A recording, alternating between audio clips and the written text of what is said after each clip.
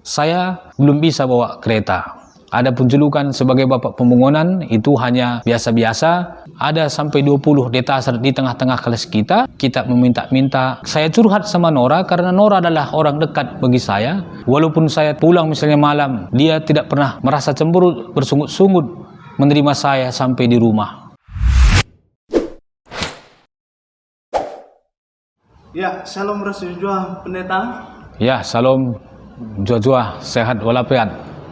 Bagaimana kabarnya Pendeta? Ya, seperti biasa aktivitas kegiatan kita di Kuala Langkat tetap seperti normal walaupun situasi COVID dalam proses adaptasi kebiasaan baru, tetapi kegiatan kita sudah kita lakukan seperti biasa dengan mengikuti protokol kesehatan di seluruh majelis rungkun yang ada di Klasis Kuala Langkat. Wah, luar biasa ya Pendeta ya pelayanannya ya. Ya, amin, puji Tuhan. Di dalam kehidupan seorang pendeta banyak sekali jemaat yang ingin menanyakan tentang latar belakang kenapa memilih menjadi seorang pelayan atau pendeta dan perjalanan pelayanan kamu Pendeta.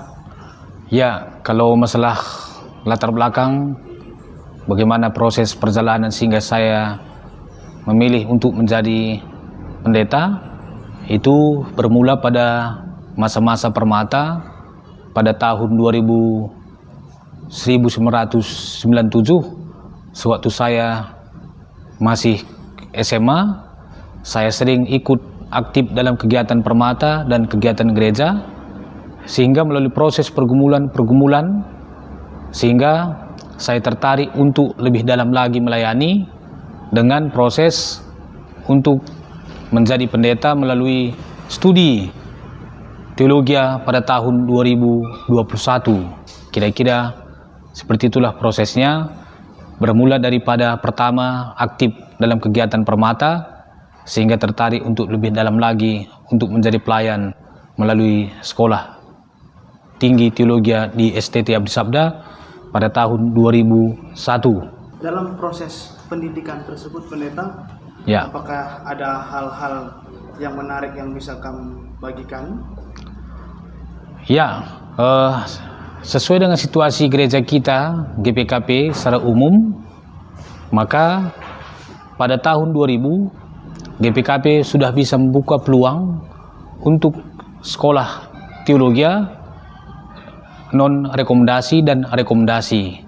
Dan kebetulan pada tahun 2001, saya masuk studi teologi Abdi Sabda melalui jalur tanpa rekomendasi. Sehingga dalam proses perkuliahan, ada juga suka duka, sering kita masuk pada awal semester pertama kuliah, para senior kita, baik utusan GPKP maupun utusan di luar gereja kita, karena di STT Abdi Sabda itu adalah terdiri dari berbagai denominasi gereja suku sebagai pendiri, sering ditanya, kamu sekolah teologi utusan rekomendasi atau enggak? Itu juga yang membuat semangat.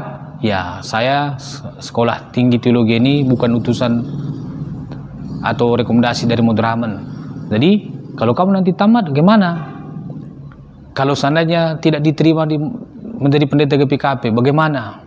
Itu yang membentak sering kadang-kadang pada awal pertama masuk, tetapi itu juga yang menjadi motivasi bagi saya untuk terus belajar sambil ingatan itu menjadi motivasi sehingga pada tahun 2006 saya menyelesaikan studi kuliah di STT Abdi Sabda pada bulan November 2006. Kira-kira begitulah perjalanan suka duka di dalam studi selama 5 tahun 2001 sampai 2006. Ada nggak perasaan menyesal memutuskan untuk masuk dalam sekolah teologi Pendeta? Ya, karena itu sebuah panggilan beranjak dari pengalaman pergumulan sehingga mulai masuk sampai tamat kuliah saya menjalani perkuliahan dengan sukacita, dengan gembira, walaupun ada juga kadang-kadang tantangan dalam kemampuan studi, tetapi karena semangat bisa dilalui dengan baik walaupun tepat waktu juga tamat selama 5 tahun. Setelah kamu lulus, apakah kamu langsung menjadi seorang pendeta? Ya, pada tahun 2016, tahun 2006, November kami semua yang kuliah satu angkatan 2001, udah sebagian banyak juga yang belum tamat, tetapi kebetulan saya bisa menyelesaikan pada tahun 2006, tetapi ada juga pergumulan yang sangat mengganggu juga, tetapi itu juga menjadi semangat. Seperti yang saya bilang pada awal tadi, bahwa ada yang rekomendasi dan ada yang non-rekomendasi. Jadi begitu tamat, selesai meja hijau, semua kami utusan GPKP yang tamat melapor ke Mudraman. Pada waktu melapor ke Mudraman, masing-masing membawa skripsi. Tetapi bagi yang rekomendasi, langsung ditempatkan. Bagi kami yang bukan rekomendasi, harus melalui proses pelamaran lagi.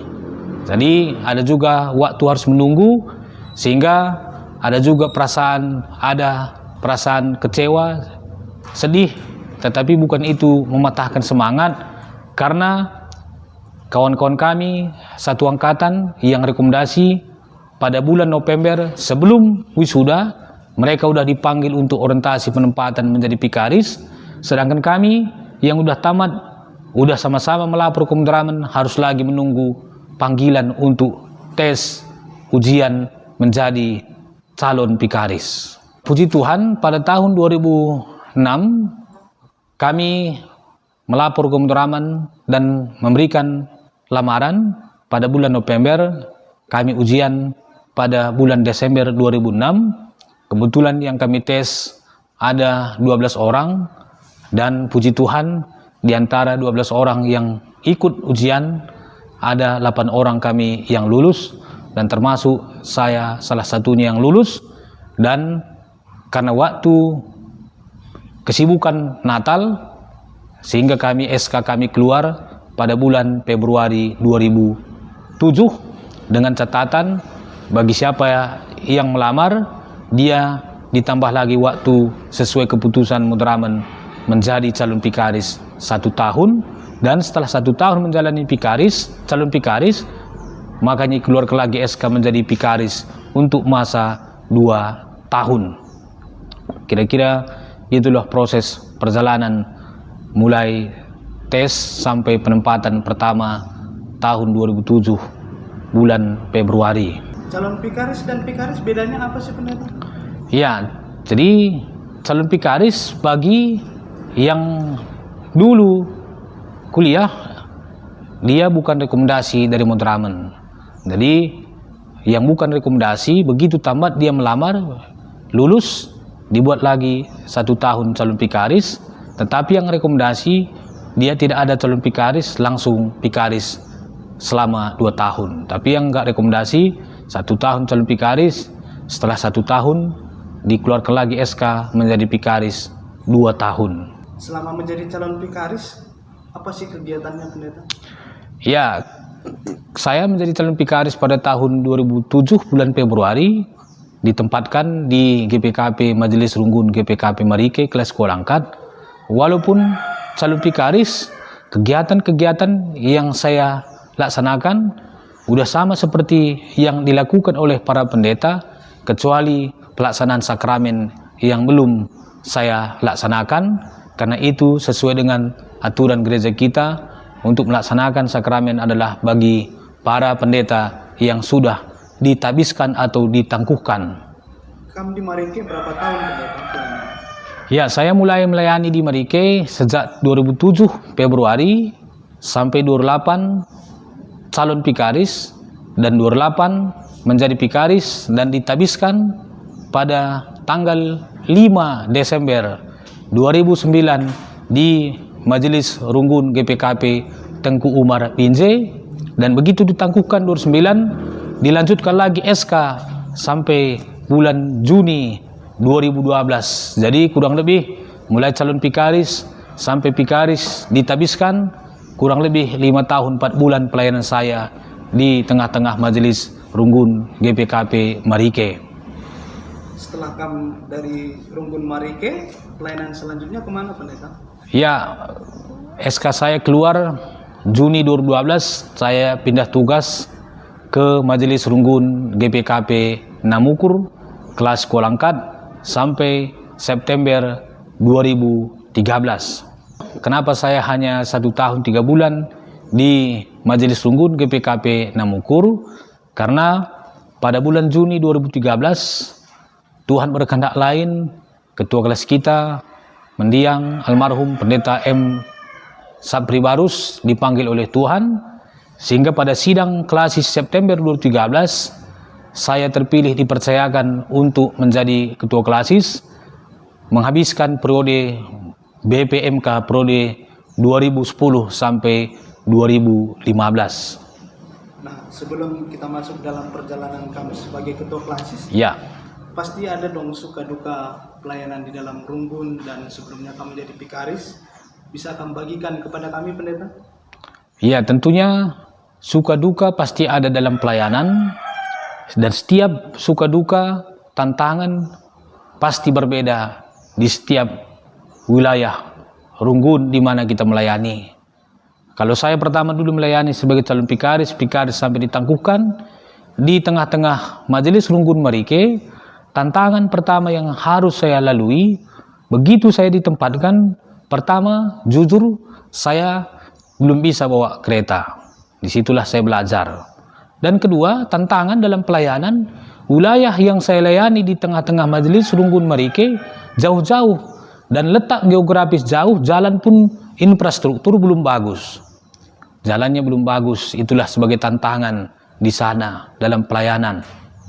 Tetapi kalau perjalanan yang kedua di tengah-tengah Majelis Runggun Namukur selama 1 tahun 3 bulan, tantangan dalam hal infrastruktur dalam proses transportasi bukan kendala lagi, karena di Majelis Runggun Namukur dari segi letak geografis udah dekat ke Binjai, jalan pun udah bagus. Bergeser lagi tantangan bagaimana membangun jemaat dalam hal pembangunan fisik, dalam hal pembangunan spiritualitas, PRT, pastoral, dan pendekatan-pendekatan lainnya untuk semua kegiatan-kegiatan di tengah-tengah gereja kita. Dalam pembangunan jemaat, kan banyak orang yang sering memanggil kamu sebagai Bapak Pembangunan. Bagaimana tanggapan kamu dalam panggilan tersebut, pendeta? Ya, kalau berbicara julukan itu, sejak 2013 saya terpilih jadi ketua klasis. Sebagai pemimpin, kita harus punya visi, misi berdasarkan Alkitab, bagaimana gereja menjawab tantangan untuk berbuah, sehingga kita harus memetakan semua masalah-masalah yang ada di tengah-tengah klasis kita. Oleh karena itu, pada tahun 2013 begitu saya terpilih menjadi ketua klasis, saya harus memetakan apa yang menjadi pergumulan bagi kita di tengah-tengah kelas Kolangkat. Sehingga dari hasil pemetaan itu, saya melihat bahwa ada dari 36 majelis runggun di kelas Kolangkat, masih banyak runggun yang belum memiliki rumah dinas pendeta dan gedung KKR.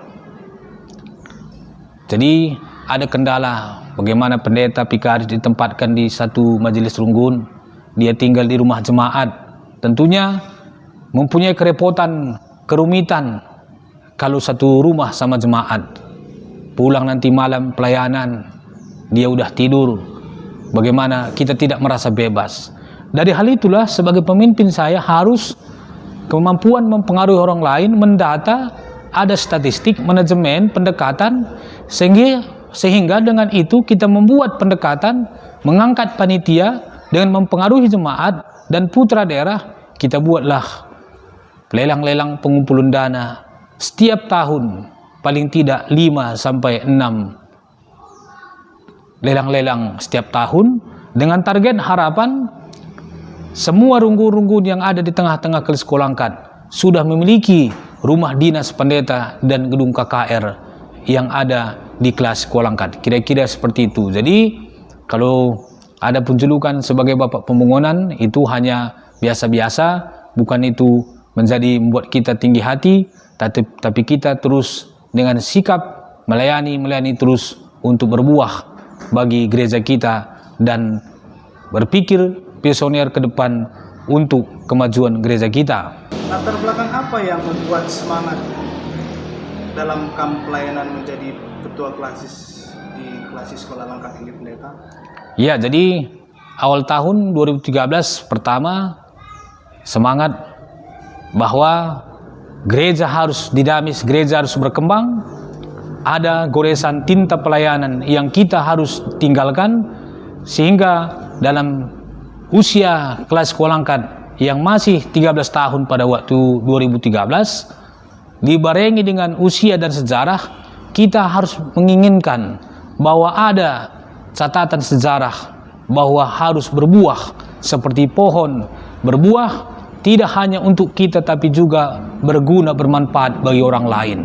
Sehingga walaupun ada tantangan, itu pasti ada tantangan, tapi tantangan itu menjadi motivasi bagi kita untuk tetap berbuat, sehingga kita bisa meninggalkan goresan tinta pelayanan yang menjadi kenangan dalam waktu yang diberikan Tuhan kesempatan untuk melayani terus.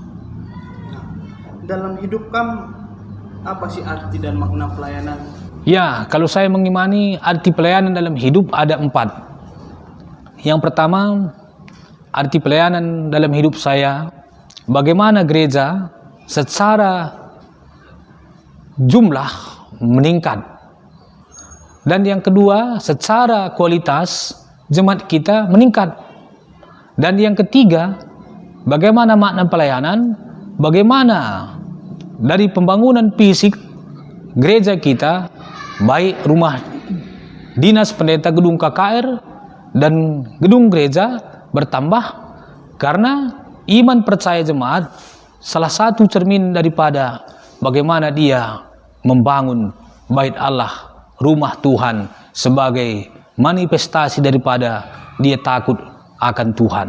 Dan yang keempat, bagaimana jemaat kita bisa berguna tidak hanya untuk gereja, tetapi bagaimana jemaat kita bisa mengisi orang-orang yang bermanfaat di tengah-tengah bangsa dan negara kita. Nah, jadi ada keinginan kita, misalnya permata kita banyak yang sukses, baik di pemerintahan, di legislatif. Seperti itulah kira-kira kalau saya mengimani pelayanan dalam kehidupan. Dalam setiap pembangunan pasti ada kendalanya kan, pendeta? Ya. Bahkan mungkin satu rumpun aja membangun, banyak masalah yang terjadi di sana. Ya. Sedangkan di dalam klasis kita mungkin sudah hampir sekitar 20 pembangunan. Bagaimana kamu menyikapi kendala-kendala yang terjadi di dalam proses pembangunan di klasis kita ini, pendeta?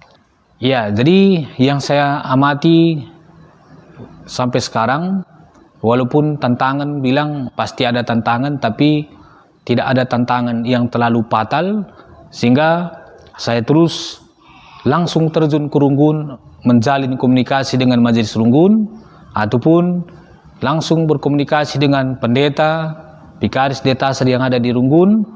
Dan yang ketiga, kita juga terus menjalin komunikasi dengan putra daerah yang ada di majelis Runggun masing-masing. Sehingga kalau ada pun kendala, yang saya lihat hanya pada proses pembangunan tersebut. Misalnya ada yang Runggun udah kita buat pengumpulan dana pada tahun ini. Dari hasil pengumpulan dana, rencana membangun rumah pendeta, gedung KKR, gedung gereja terkendala karena dana.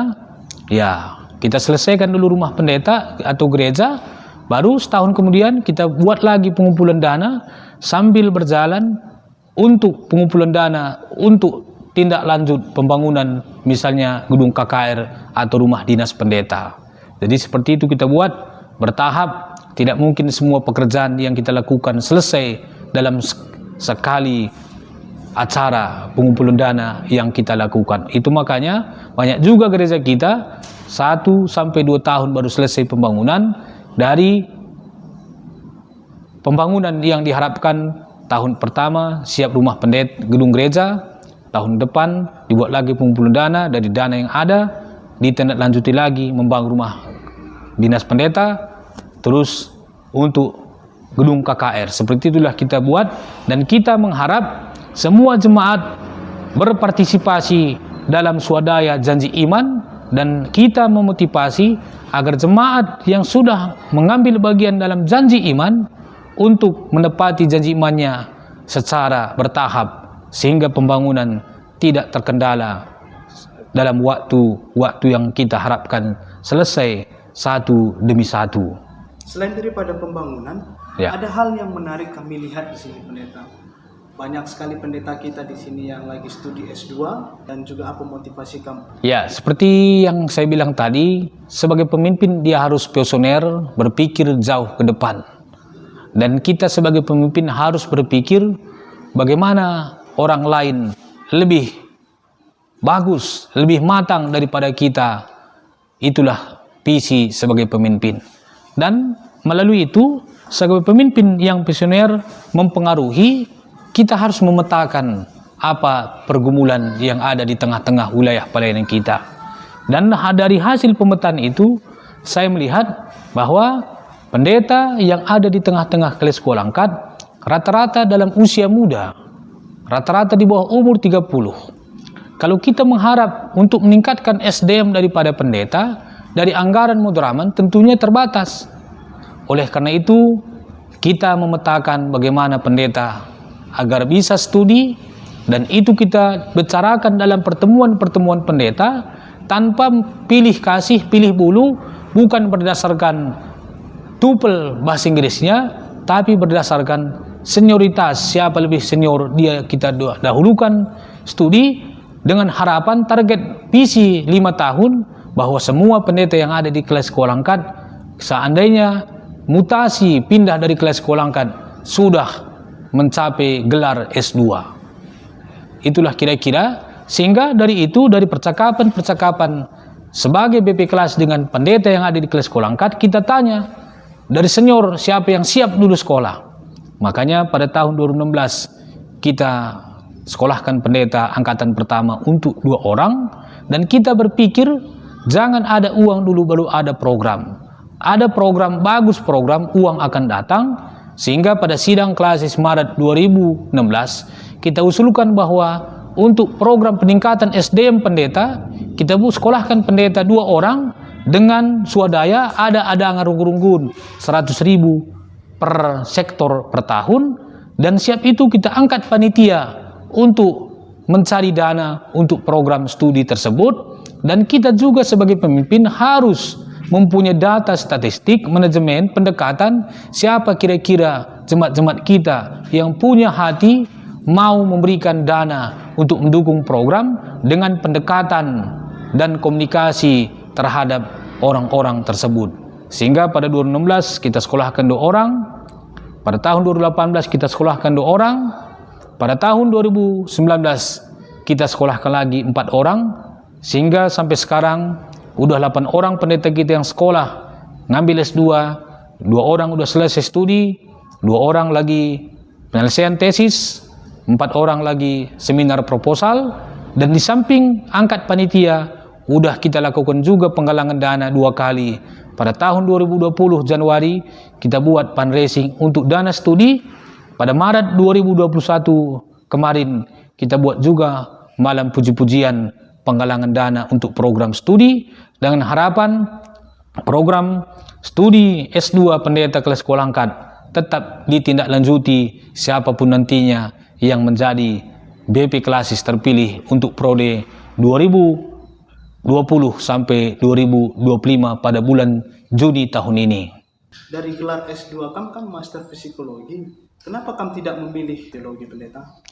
Ya, jadi pada saat saya studi dulu, saya belum ketua klasis, dan yang kedua pada saat itu belum ada program studi S2 yang dilakukan oleh klasis, sehingga saya juga berkeinginan menambah ilmu wawasan dari bidang lain, dari bidang psikologi yang saya geluti pada tahun 2012, dan itu program mandiri, bukan program di klasis, tapi saya sendiri yang sekolah dengan niat sendiri. Tetapi karena saya melihat bahwa begitu saya terpilih jadi ketua klasis, saya juga harus punya potensi sebagai pemimpin, sehingga walaupun saya dulu waktu studi belum program klasis, tetapi begitu ada peluang ketika saya menjadi ketua kelas, saya melakukan ini untuk adik-adik saya, kawan-kawan sepelayan di kelas sekolah angkat, sehingga bisa menjadi program studi S2 ini kita laksanakan. Pandangan kamu tentang pendidikan itu seperti apa, Pendeta? Ya, kalau kita pandangan saya tentang pendidikan, pendidikan itu adalah memanusiakan manusia, dan pendidikan itu adalah menambah wawasan. Sehingga dengan menambah wawasan, karakter berpikir, penyelesaian masalah, dan bisa juga menjawab untuk peningkatan pelayanan kita di tengah-tengah jemaat. Jadi kita harapkan semakin meningkat SDM, semakin meningkat pelayanan, semakin meningkat juga karakter di dalam berjemaat, sehingga buah daripada studi SDM kita berbuah pada pelayanan di tengah-tengah gereja kita, di mana kita diutus untuk melayani. Dalam peningkatan pelayanan, apakah penempatan detaser hampir di semua rungkun yang kosong di Kuala Langkat ini menjadi latar belakang peningkatan pelayanan kamu, atau ada hal yang lain, Pendeta? Ya, jadi begitu tahun 2018 diputuskan dalam SKMS, tidak ada mutasi pendeta tahun 2019, sehingga diharapkan detaser bisa diarahkan untuk mengisi pelayanan di rungkun yang belum memiliki pendeta.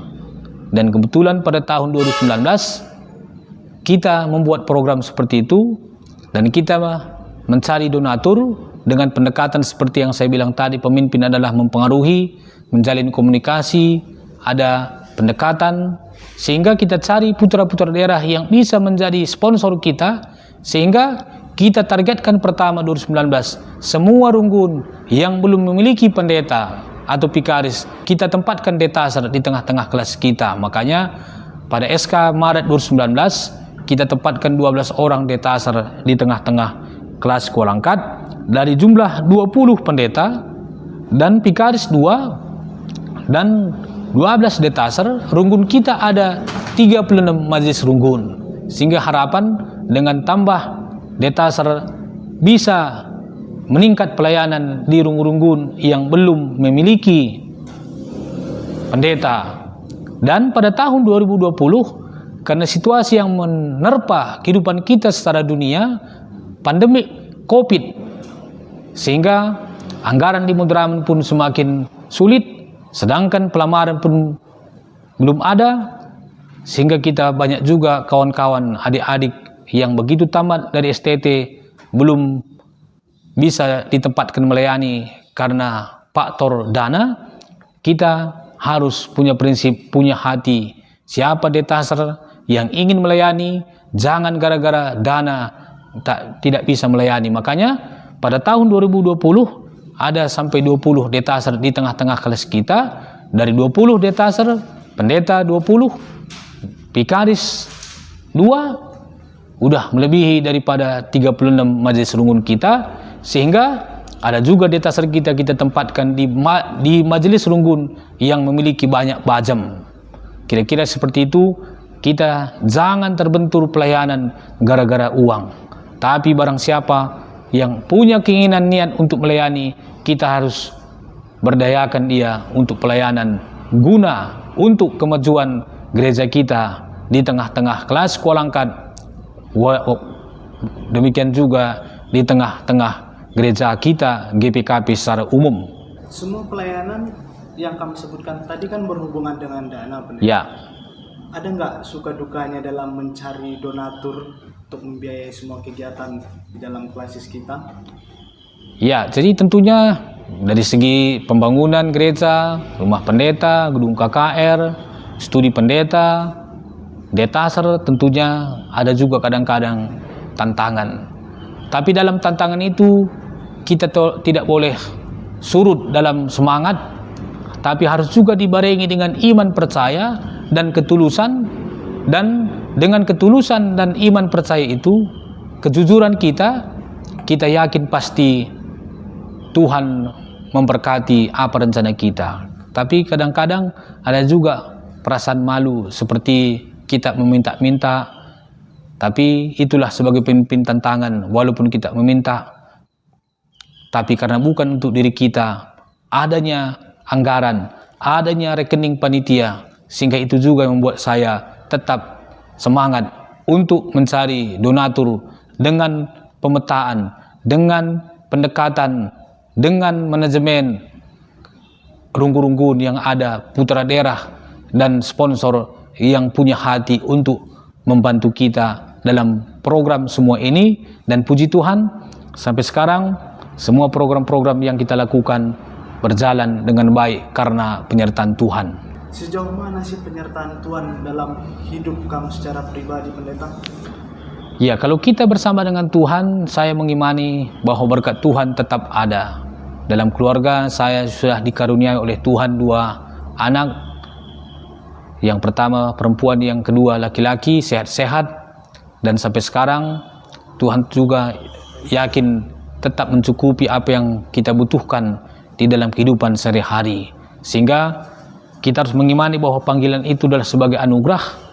Dan anugerah itu harus kita hargai dengan setulus hati, dengan komitmen untuk berbuah pelayanan kita di tengah-tengah klasis, di mana kita ditempatkan pada saat ini sebagai ketua klasis. Kamu selaku ketua klasis dan banyak kesibukan di dalam pelayanan, bagaimana kamu cara membagi waktu dengan keluarga di rumah?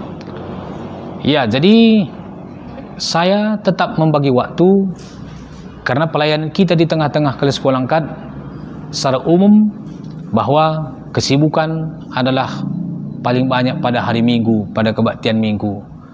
Dan yang kedua, secara administrasi, kesibukan di kelas adalah jam kantor, jam 10, sampai jam 2. Dan anak-anak yang sekolah pada hari Senin sampai Jumat, jam 8 sampai jam 10. Sehingga saya berkomitmen untuk membagi waktu, jam 6 bangun, jam 8 mengantar sekolah, jam 10 saya jemput ke sekolah, jam 10 sampai jam siang saya komitmen sebagai administrasi di tengah-tengah kantor klasis untuk semua kegiatan di klasis. Dan hari Rabu Kamis anak-anak yang 2 orang kita buat juga les. Saya juga berkomitmen untuk membantu mengantar dia dan menjemput les ke Binjai.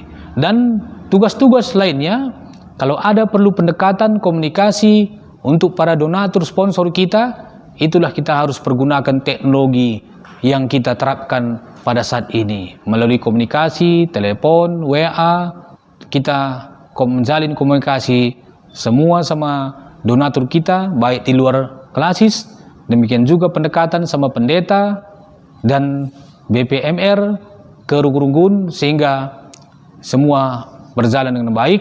Waktu untuk keluarga pun ada, waktu untuk pelayanan pun tidak pernah terganggu. Dan saya memberikan komitmen kepada keluarga, jangan pernah hambat pelayanan saya kalau ada pelayanan. Jadi anak-anak sama Nora pun pengertian, kalau ada tugas saya jalankan tugas walaupun bermalam, tetapi begitu pulang saya juga meluangkan waktu sama keluarga, rekreasi paling tidak sekali seminggu. Kira-kira begitulah pembagian waktu dalam tugas pelayanan dan untuk keluarga. Dalam tantangan pelayanan, bagaimana motivasi yang diberikan keluarga terhadap kamu? Ya, saya sebagai pemimpin ketua klasis pasti banyak tantangan. Tetapi kami dalam keluarga, seandainya saya tugas keluar, rapat, pendekatan, walaupun ada kendala di luar, begitu sampai di rumah, kami ada komunikasi, ada keterbukaan. Sehingga saya curhat sama Nora, karena Nora adalah orang dekat bagi saya. Dia tidak pernah tidak mendengar keluhan saya, tetapi dia juga tidak pernah memberikan motivasi semangat di luar secara negatif. Ya, sabar, tetap semangat, Tuhan nanti yang bantu, menolong, jangan pernah berhitung. Walaupun kadang-kadang ada juga rasa kecewa, tapi Tuhan yang memberkati kita. Seperti itulah. Dan kemanapun saya tugas keluar, dia tidak pernah bersungut-sungut.